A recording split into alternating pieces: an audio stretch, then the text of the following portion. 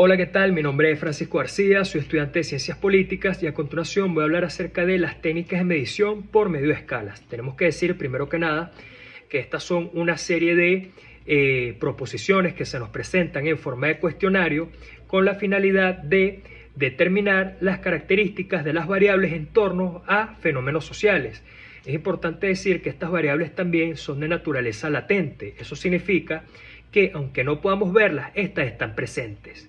Estas variables también se caracterizan por ser realizadas por medio de estudios indirectos y no de estudios directos, ya que el objeto de estudio no es visiblemente empírico, lo que imposibilita el hecho de que se puedan hacer estudios directos en torno a estas. Pero podemos decir que estas tienen como finalidad estudiar las características de las variables de fenómenos sociales y también tiene la característica de que busca definir conceptos que son abstractos y siempre enfocado a fenómenos sociales como el poder, la democracia o la intención de voto, entre otros.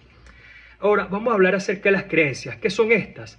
Pues una serie de convicciones que desarrollan grupos de personas en torno a determinados objetos y para estas personas estas convicciones representan mucho valor.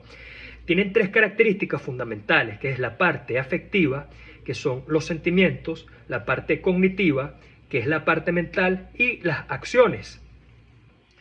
Ahora vamos a hablar propiamente de lo que son las actitudes. En los campos de estudios sociales, las actitudes son una serie de organizaciones en base a creencias conformadas por individuos y que perduran en el largo plazo. Estas generan una reacción. Sin embargo, es importante decir que estas actitudes deben ser estudiadas de manera hipotética y no como un hecho contundente, ya que el hecho de que un grupo de personas tengan determinada creencia en torno a determinado suceso social, esto no significa que estas personas vayan a actuar en pro a ello, pero significa que tienen probabilidades en el futuro de actuar en pro a ello.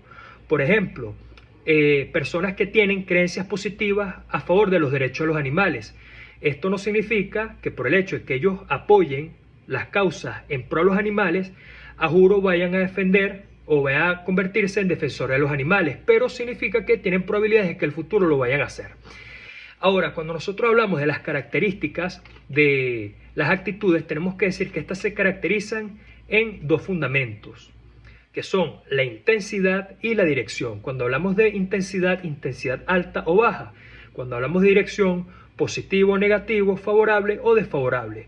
Y tenemos que decir también que estas actitudes se desarrollan en torno a los objetos y las situaciones. Los objetos son las personas o grupos de personas, las instituciones, las organizaciones o las mayorías o minorías en torno a sucesos sociales como la religión, entre otros.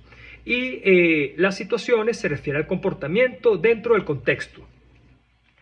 Ahora vamos a hablar brevemente de las diferencias entre las actitudes y otros conceptos que son parecidos, pero no es lo mismo. Por una parte tenemos los sentimientos. Los sentimientos son conscientes, mientras que las actitudes pueden ser conscientes o inconscientes. Los rasgos de personalidad. Estos son rasgos generales en torno a las personas, mientras que las actitudes son rasgos concretos. Por otra parte, las opiniones son una serie de convicciones en torno a un determinado asunto.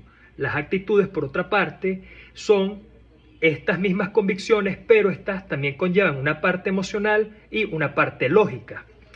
Y por último tenemos también el valor o los juicios de valor. Son una serie de creencias en torno a determinados asuntos, pero apegados a una norma.